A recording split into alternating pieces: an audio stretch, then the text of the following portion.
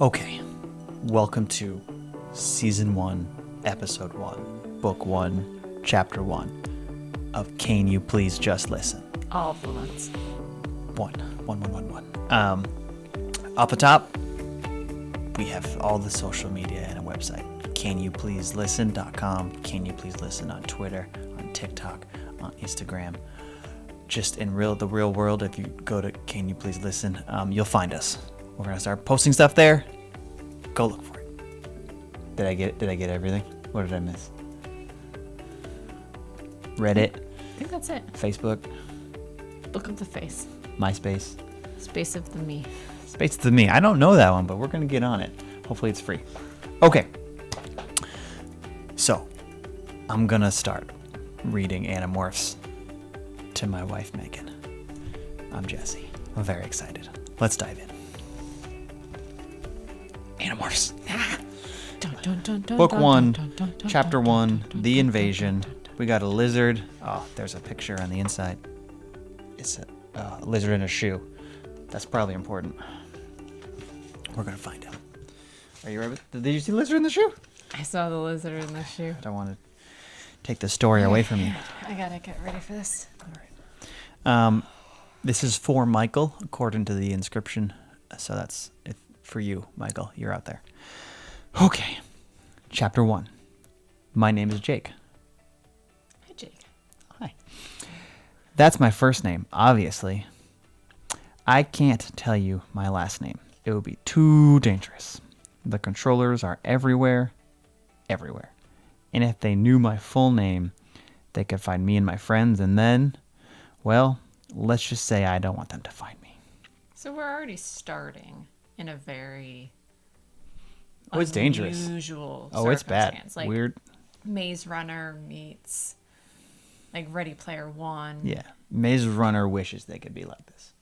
This is what I think we're going to get at. Ready Player One was first, so we'll give them that. But yeah, the danger is real. What they do to people who resist them is too horrible to think about. I won't even tell you where I live. You'll just have to trust me that it is a real place, a real town. It might even be your town.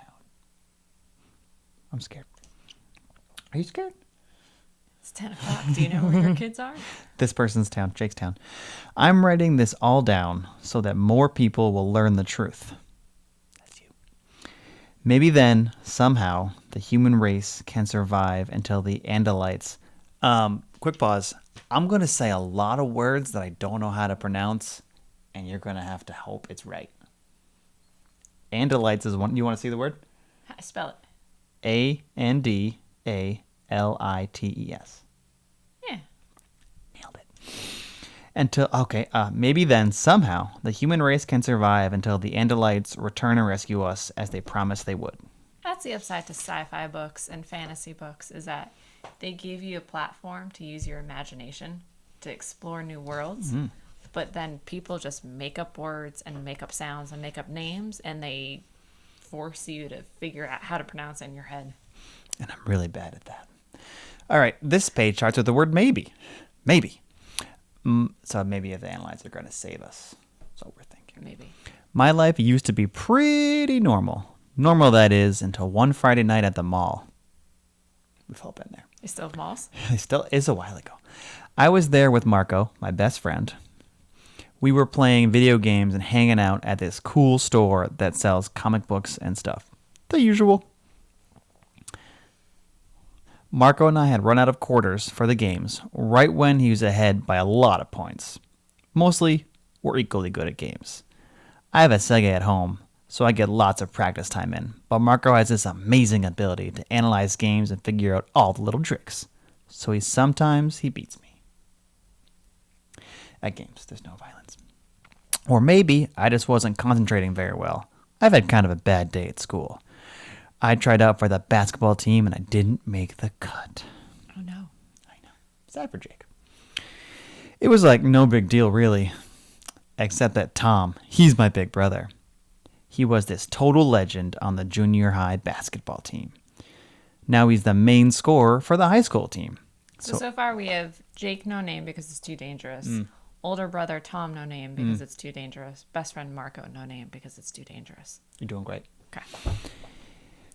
So everyone expected me to make the team easy, only I didn't. Like I said, no big thing. It was a whole paragraph, but not a big thing, Jake.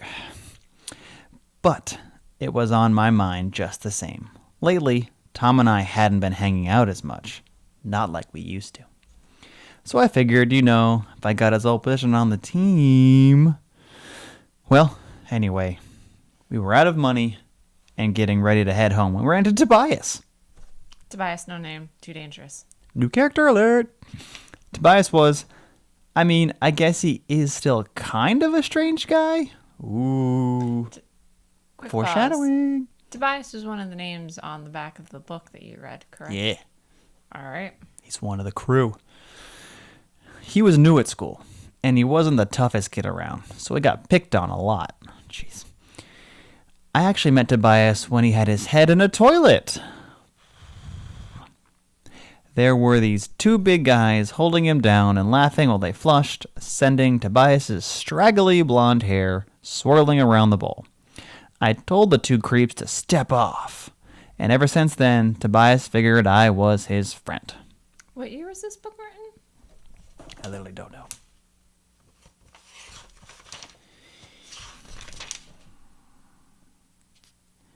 It is not right here. Oh, excuse me, 1996. Okay, so 96, good year. So step off is a good Yeah, it's good stuff, good phrase for the time. I think. So, we're stepping off, 1996, we're in a mall, life is great. What's up? Tobias asked. Should I do voices? I shouldn't do voices. Yeah, you're right. Whatever you're comfortable and want to do. I think voices may develop as we go. What's up? Tobias asked. I shrugged. Not much. We're heading home. Out of quarters, Marco commented. Certain people keep forgetting that the Sleaze Troll shows up right after you cross the Netherfjord, so certain people keep losing the game and losing our quarter. Marco kept jerking his thumb at me, just in case Tobias couldn't figure out who meant by certain people. Oh, we're doing acting. So, maybe I'll walk home with you guys? Tobias said. I said, sure, why not? We were heading for the exit when I spotted Rachel and Cassie. Ooh, dun dun dun, new character alerts. Double new character alert. And girls. I know. Just wait. Rachel is kind of pretty, I guess. Okay, she's very pretty. Although, since she is my cousin, I don't think about her that way. That's good that you said that, because before you said that, I was thinking way out of your league. Also, please be out of your league. Don't date your cousin. Just Even your first cousins? even. Okay, Karen. Wait for our next podcast. Watching Mean Girls every day for a year. Okay. I don't think about her that way. Good. She has blonde hair and blue eyes and has that kind of very clean, very wholesome look. She's one of those people who always know the right clothes to wear and how to look like they just walked out of one of those fashion magazines girls like. Yes. Teen Beat? Tiger Beat? Vogue. Vogue. Ooh. She's also very graceful because she takes gymnastics. And even though she says she's too tall to ever really be good at it. Sad. Cassie is sort of the opposite. Oh no. For one thing, she's usually wearing jeans and a plaid shirt or something else really casual. She wears black and wears her hair very short most of the time. She had it longer for a while, but then she went back to short, which I like. Cassie is quieter than Rachel, more peaceful, like she always understands everything on some different, more mystical level. Cassie is not a cousin, correct? Is that confirmed yet? You're about to find out. We have Tom as the older brother. Rachel is a cousin. Mm-hmm. We're hoping, by the way that the author is describing this Cassie, that it's not a cousin. You ready for this? Please continue.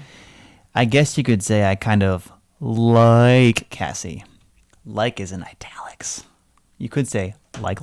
Like, Sometimes we sit together on the bus, even though I never know what to say to her. Oh, you guys are going home? I asked Rachel.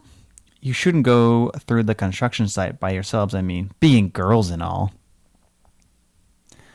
Come on, Jake. That was a mistake.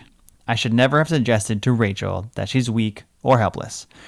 Rachel may look like Little Miss Teen Model or whatever, but she thinks she's Storm from the X-Men.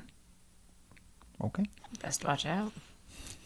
Are you going to come protect us, you big strong man? She said. You think we're helpless just because... I'd appreciate it if they did walk with us, Cassie interrupted.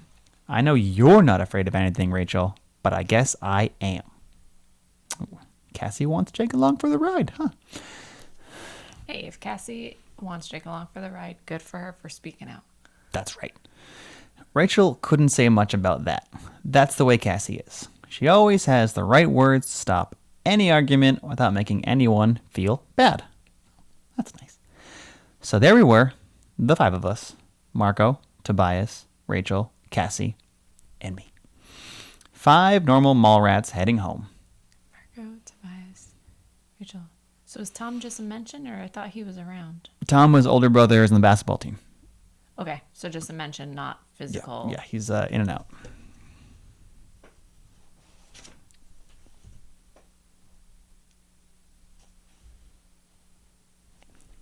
It's still recording.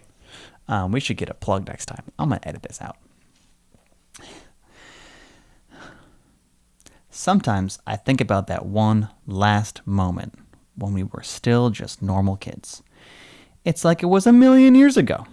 Like it was some totally different group of kids. You know what I was afraid of right then?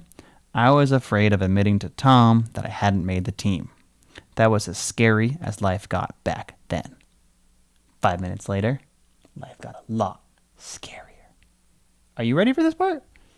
I just keep thinking of the movie The Chronicle we just recently watched, and how there was build up to this big event, and then what happened afterwards, and it feels very much this is that big event, considering he just said that's when we were normal. That's pretty good, honestly. It's kind of the same plot. If you've seen Chronicle, forget about it, because these books are better and different. They're different. I hope. All right. 5 minutes later, life got a lot scarier. To get home from the mall, we could either go a long way around, which is the safe way, if you're calling it the safe way. Okay. Or we could cut through this abandoned construction site and hope there weren't any axe murderers hanging around there. But the guys are with them, so they can obviously do the more dangerous route. Thank you for understanding that. Yep. My mom and dad have sworn to ground me until I'm 20 if they ever find out I've cut through the construction site. Okay. Also, as a fair warning for someone who's in the field of construction, please don't walk on construction sites if you're not supposed to be there. Please, it's just not safe without whatever is going to happen to these kids. Just don't do it. Unless you're in a book, then it's fine. So anyway, he even said so anyway. We crossed the road and headed into the abandoned construction site. It was a big area surrounded on 2 sides by trees with the highway separating it from the mall area. There's a broad, open field between the construction site and the nearest houses. It's a very isolated place. Originally, it was supposed to be this new shopping center. Now it was just all of these half-finished buildings looking like a ghost town. There were huge piles of rusted steel beams, pyramids of giant concrete pipes, little mountains of dirt. Is little mountains anything? Are mountains big? Are mountains big? Vote in the poll. There's not a poll. I'm sorry. Little mountains of dirt, deep pits that had filled up with black, muddy water, and a creaking, rusted construction crane that I had climbed once while Marco stayed below and told me I was being an idiot. There you go, Marco. It was a totally deserted place, full of shadows and sounds that made the hair on the back of your neck stand up. When Marco and I went there during the day, we always found all these beer cans and liquor bottles. Sometimes we found the ashes of little campfires back in the hidden nooks and crannies of the buildings, so that we knew that people came there at night. And all that was on my mind, as we crept through the site. It was Tobias who saw it first. He had been walking along, gazing up at the sky. I guess he was looking at the stars or something. That's the way Tobias is sometimes, off in his own world. Suddenly Tobias stopped, and he was pointing almost straight up. "Look," he said. "What?" I didn't want to be distracted because I was pretty sure I'd heard the sound of a chainsaw killer creeping up behind us. I think we all know what that sound is, right? We don't got to figure out what that sound is. We know. "Just look," Tobias said. His voice was strange, amazed sounding, but serious at the same time. So I looked up, and there it was, a brilliant blue-white light that scooted across the sky, going fast at first, too fast for it to be an airplane, then slower and slower. "What is it?" Tobias shook his head. "I don't know." Is it Superman? "I don't think so." Oh, there's one paragraph left. I looked at Tobias, and he looked back at me. We both knew what we thought it was, but we didn't want to say it. Marco and Rachel would have laughed. We figured. But Cassie just blurted it right out. "It's a flying saucer!" That's the end of And the that's chapter. it? That's chapter 1. Okay. What did we learn so far? We learned that I hope something comes from this flying saucer, because if saucer? if seeing a flying saucer is that line in the sand of being normal versus not being normal, I'm That's a a good little point. nervous. That could be disappointing. About the rest of these books. We learned all of our characters. Yes. Well, so far. We learned that there's this construction site.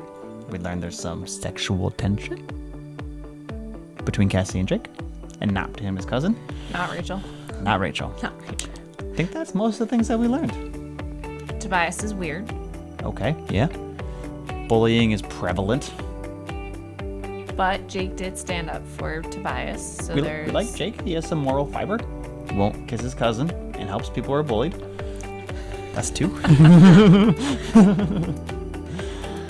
Well, unless you have anything to add, that might be our closing. Could I ask one question? You can always ask questions. What are the photos? So while you're reading, I noticed that there were some graphics on the pages. Down here, Yeah. that would be someone morphing. So what you guys can't see at home, you guys and gals, is that there's a little mini flip book on the bottom right hand page of every. I did it in reverse for you. book. And We'll do it in post. It's a graphic similar to Animorphs. Which pretty is cool. unique. It's a pretty cool feature. Yeah. We did it. Do we high five on camera? High five on camera.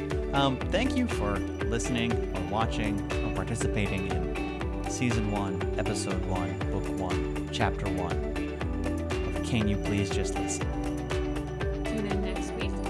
We're going to read the first chapter of It's a Journey. And then after that, we'll return back to Animorphs. Ironically, that will still be Season 1, Episode 1, Chapter 1. Just have another. We may need to work on the naming system.